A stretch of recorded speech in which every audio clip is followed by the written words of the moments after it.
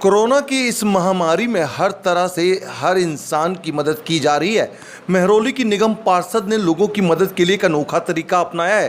दरअसल उन्होंने अपने दरवाजे को पूरी तरीके से शीशे का बनाया है ताकि बाहर वाले को यह पता लगे कि अंदर कोई है या नहीं। इसके बाद बॉक्स को देखिए, इस बॉक्स में कई पुर्जे भरे हुए हैं। दरअसल कोई भी ज़रूरतमंद है इस दरवाजे के गेट पर अपनी ज़रूरत की पर्ची यहाँ छोड़ जाता है। महरौली की पार्षद या उनके कार्यकर्ता उस पर्ची को 12 घंटे तक इस बॉक्स में रखते हैं ताकि कोरोना वायरस का कोई डर न रहे। इसके बाद इस पर्ची से ज़रूरतमंदों का नाम और उसकी ज़रूरत को देखा जाता है और इन सभी को एक फाइल में मेंटेन किया जा रहा है। उसके बाद उनकी मदद के लिए स्थानीय पार्षद की टीम वहां पहुंच जाती है। जब दूसरी तस्वीर आपको इस कमरे की दिखाते हैं कि यहाँ पर देखिए किस तरीके से यहाँ पर जो राशन है वो रखा गया है। निगम पार्षद का पर्सनल बेडरूम है। लोगों की मदद के लिए अनाज रखने की जगह की कमी नहीं हो, इसलिए आप देखिए यहाँ पर भी चारों तरफ जो ड्राई राशन है उसको रखा गया है। तस्वीर आपको हम दिल्ली के महरौली इलाके की निगम पार्षद के यहाँ की दिखा रहे हैं। आप देखिए यहाँ पर किस तरीके से जो निगम पार्षद आरती सिंह है, ये उनका घर है और घर में उन्होंने देखिए किस तरीके से जो राशन को स्टोर किया है। उसके बाद ये स्टोर के पैकेट, राशन के पैकेट को बना हर ज़रूरतमंद लोगों तक पहुंचाया जाता है और पर्ची के माध्यम से लोग यहां पर आकर अपनी अपनी जो डिमांड होती है वो करके जाते हैं। किसी को राशन या सैनिटाइज, चाहे अन्य था कोई और भी जो ज़रूरत की चीज़ होती है उसके लिए यहाँ पर पर्ची लिखकर लोग इस बॉक्स के अंदर डाल के जाते हैं। उसके बाद 12 घंटे बाद इस पर्ची के द्वारा ही उनकी समस्या का समाधान किया जाता है। आप अपना नाम बता दीजिए एक बार। मैं आरती सिंह हूँ और महरौली से निगम पार्षद हूँ अभी वर्तमान में।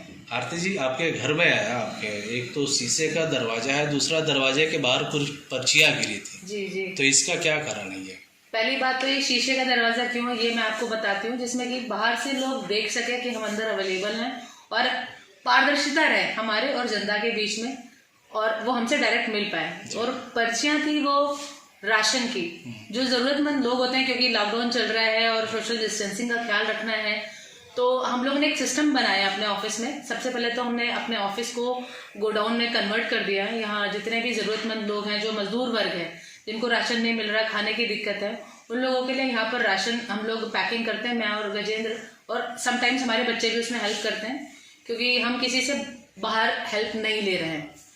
तो वो पर्चियाँ इसलिए हैं कि जिसको भी राशन की आवश्यकता होती है हमारे वार्ड में, वो उस पर्ची में अपना नाम, नंबर और एड्रेस लिख के अंदर डाल देता है। उसको हम में से कोई एक व्यक्ति शाम को आके सारी पर्ची को एकत्रित करके उसको हम रजिस्टर मेंटेन कर लेते हैं। उसके बाद हम उनको कॉल करते हैं और कॉल करके उनको एक निश्चित समय दे देते हैं जिस समय पे वो यहाँ आकर राशन को हमसे ले सकते हैं। अच्छा, एक घर होता है, लोग रहने के लिए अपना घर रखते हैं। मैं आपका बेडरूम जाके देख के आया था, आपने उसको भी गोडाउन बना दिया। जी देखिए, तो इतना ऐसा समय है कि अगर हम जितना कर पाए उतना कम है, मुझे ऐसा लगता है। और इस पद पे अगर भगवान ने बैठाया है और मोदी जी की छत्र छाया में हम यहाँ काम कर रहे हैं, तो हर जगह से इंस्पिरेशन ही मिलती है केवल। और सदा ही मैंने ये मांगा था, अभी पॉलिटिक्स में हूँ बाय चांस, कि माता इतना देना कि मैं बांट सकूं, जरूरतमंदों की जरूरत पूरी कर सके। तो आज वो समय है, ठीक है, महामारी का समय है, तो अगर हमें भगवान ने इस पद पे बैठाया है तो हम लोगों की मदद करें। हर व्यक्ति जो भूखा है उसके मुंह में निवाला पहुंच जाए, ऐसी कोशिश हमेशा रहती है और ये प्रक्रिया निरंतर चलती रहेगी जब तक भगवान हमें इस काबिल बनाए रखेगा।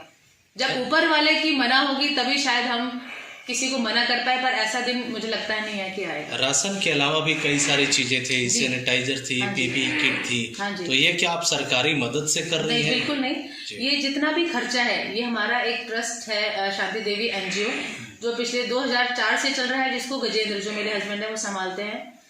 उस ट्रस्ट के द्वारा हमने ये दवाई खरीदी क्योंकि जब 22 तारीख को लॉकडाउन हुआ था तभी जो विदेशों की जो स्थितियाँ थी उससे हमने भाप लिया था कि समस्या बड़ी होने वाली है और महरौली एक कंजस्टेड एरिया है। साथ ही एमसीडी के पास फंड नहीं है, पिछले 2 साल से फंड नहीं है, तो हमने अपने पॉकेट से ये दवा खरीद के मंगा ली थी अपने ऑफिस पे। और जितना भी राशन वितरण का भी कार्य है वो हम अपने पॉकेट मनी से ही कर रहे हैं। और साथ साथ ये जो सैनिटाइजेशन का काम है, जो पिट्ठू मशीन है जिससे स्प्रे किया जाता है।